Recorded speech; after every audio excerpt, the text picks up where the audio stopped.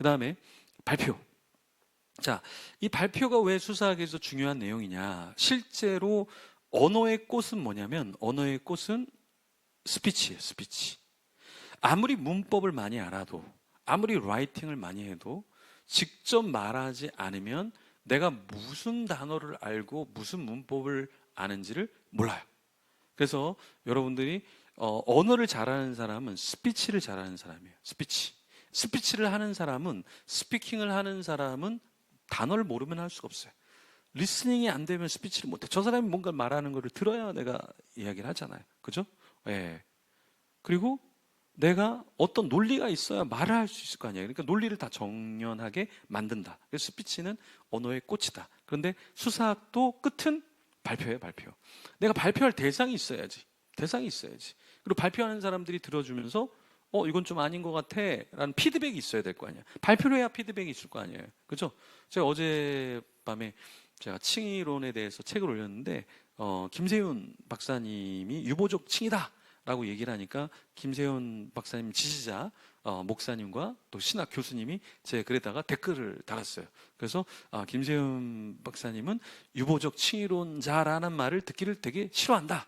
그래서 제가 그러면 유보적 칭의론을 얘기를 안 하면 되지 않냐, 이렇게 해서 좀 논박을 했는데 제가 설득이 안 되는 고리타문 인간인 걸 아시고 공중으로 이렇게 재림을 하신 것 같아요. 근데 이것도 제가 글을 올리니까 거기에 대한 자신의 생각을 개진하는 거고, 또 저는 제 생각을 개진한 거다. 왜냐하면 개혁주의에서는 김세윤 박사님의 유보적 칭의론, 그러니까 칭의가 세 관점에서 이중칭의라 그래서 오늘 구원을 받아서 칭의를 받으면 미래의 종말론에 또 칭의를 또 받아야 돼. 두 번 칭의를 받아야 돼. 그럼 이 칭의는 받았는데 저 칭의는 못 받는다. 이게 김세윤 박사님과 세관점 학파의 칭의론이야. 그럼 이 칭의를 누가 이룰 것인가? 이걸 누가 장담할 것인가? 그래서 우리는 예정과 성도의 견인을 얘기하는데, 이분들은 성도와 견인과 예정 이런 것 때문에 결국에 도덕이 빠지고 윤리가 빠지는 거 아니야. 그러니까 그런 거 인정할 수 없다. 그러면 성도들이 좀 타락하고 성도들이 좀 뭐 잘 못한다고 해서 예정을 빼버리고 뭐 그렇게 견인의 교리를 빼버리고 칭의가 아닌 뭔가 마지막에 노력해서 보증해야만 되는 칭의라면 그 칭의를 잃을 자가 누가 있겠는가. 그래서 이런 것도 다 발표, 개진을 했기 때문에 반대 입장도 들을 수 있고 제 주장도 들을 수 있고, 이건 제 주장이 아니라 일반적인 개혁주의 입장의 신학의 유보적인 칭의, 이중 칭의의 문제를 거론을 하는 것이기 때문에 그런 것들을 같이 나눌 수가 있다. 그래서 이런 발표와 프레젠테이션은 너무나 중요하다. 그리고 톤, 제가 이제 유튜브 할 때 톤을 좀 이렇게 부드럽게, 얼굴은 조폭 같지만 그래도 부드럽게 하니까 사람들이 부드러운데 무서운 것 같다, 부드러운데 따끔하다, 부드러운데 이게 뭐냐 해서 더 보게 된다, 그래서 더 욕하게 된다, 뭐 이렇게 되는데 말톤 되게 중요하죠. 높이. 막 싸움조로 하는 게 아니라 그냥 제 생각을 얘기하는 거니까. 속도도 처음에는 저는 유튜브는 다 빨라야 되는 줄 알았어요. 빨라야 몰입감이 있는 줄 알았는데 그게 아니라 컨텐츠만 있으면 느리게 말해도 다 듣더라. 스피드가 중요한 게 아니에요. 내가 뭘 전하려고 하는지 논리성과 컨텐츠가 있으면 되게 중요하다. 빨리만 얘기하면 피로감만 온다. 피로감만 온다. 예.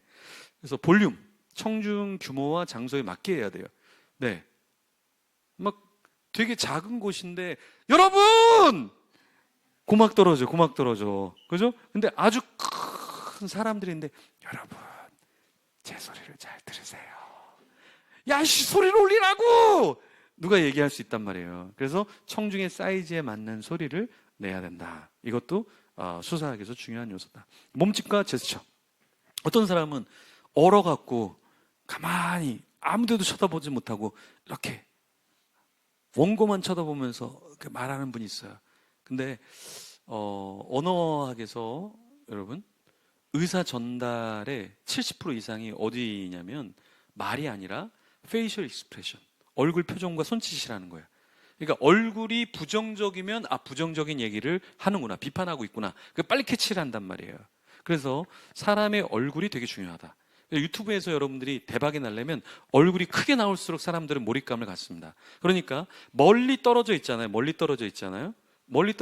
그러면 사람들이 저 사람 표정을 못 읽기 때문에 나랑 거리가 있다고 생각한단 말이에요. 그래서 제가 쇼츠 올리는데, 인스타 쇼츠 올리는데, 여기 강대상에 있는 멀리 있는 걸 올리니까 조회수가 몇백밖에 안 나와요. 그래도 저는 얼굴이 귀여우니까 500에서 1000은 나왔어요, 사실. 근데 이거를 제가 이제 앞에서 찍은 거를 지금 올리는데 조회수가 3000, 8000 이렇게 나와요. 똑같은 메시지라도 이게 거리감을 주는 강대상에서 찍는 것과 그냥 내가 그냥 편한 장소에서 얼굴을 가까이 하는 거, 그렇게 해서 하는 것과는 차이가 난다. 그래서 앞으로는 이제 10,000대, 100,000대로 하려고 앞에다가 이렇게 놓고 찍어야 되겠어요. 왜요? 더 친근감이 오잖아요. 더 친근감이. 저희 아내가 저렇게 힘들어하니까 조금 멀리 하도록 하겠습니다. 그러면 예전보다 조금 요것과 예전과 중간 정도 사이즈. 네네네. 그렇게. 왜냐면 또 누군가 실족해서 또 힘들어하면 안 되니까. 그래서 그렇게 해서 이 몸짓과 제스처는 정말 중요하다. 여러분들이 전달할 때. 그래서 일부러라도 손을 아예 안 움직이는 것보다 가끔가다 손을 한 번씩 여러분 이렇게 해주는 거는 청중도 저 사람이 나를 소통하고 있구나 이렇게 한다라는 거예요. 여기서도 제가 여러분들 보면서 이렇게 꿈나라로 기도하시는 분들 제가 계속 째려보고 있거든요. 지금은 과자를 막 이렇게 깨갖고 드시고 계신데 이렇게 깊은 기도에 계신 분들이 계셔요. 그럴 때 어떻게 하냐? 계속 째려보는 거예요. 넌 좀 일어나라. 과자만 처먹지 말고 일어나라. 이렇게. 이게 뭐냐? 다 소통이거든, 소통. 그래서 이런 것들을 잘 이용하셔야 된다. 그러니까 수사학은 글만 적는 게 수사학이 아니라 전인격적인 거죠.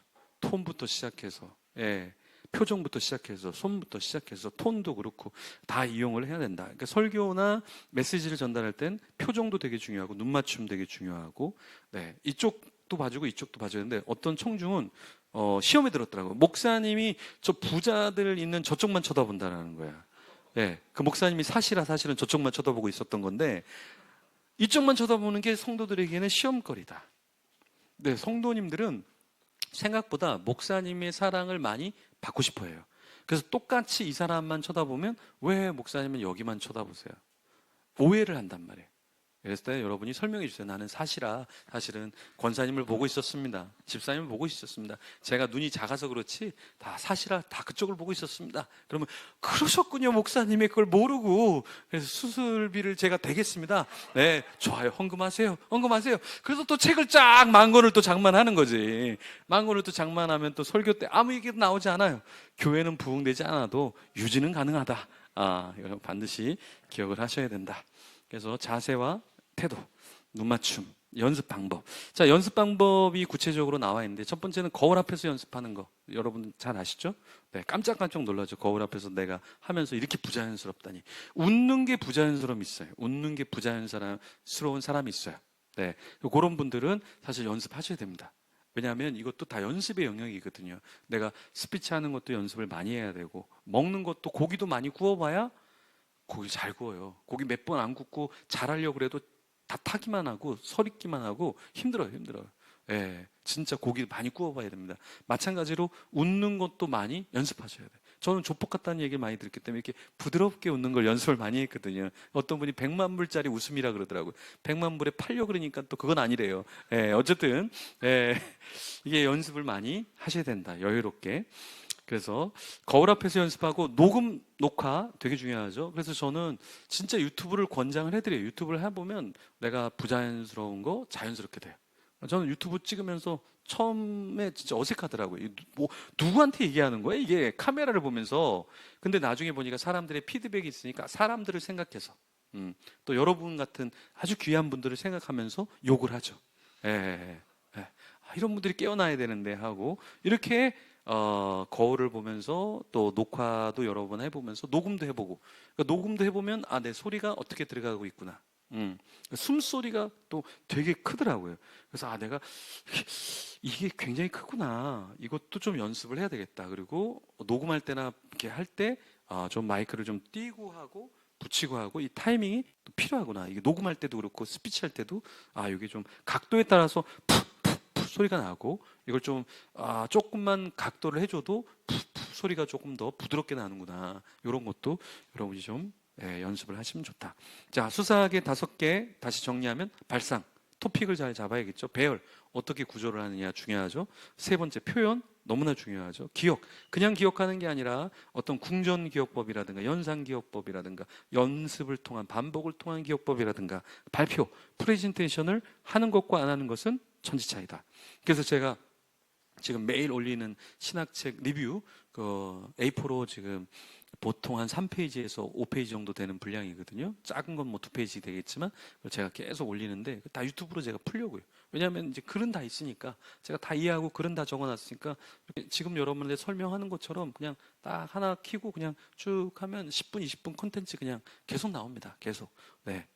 그래서 지금 그렇게 해서 하려고 네, 생각하고 글을 고치고 계속 고치고 네, 이렇게 해서 하면 뭐 하루에 뭐 2-3개 하는 거는 아주 쉽습니다. 제가 철학 콘텐츠를 2달에 80개를 만들었잖아요.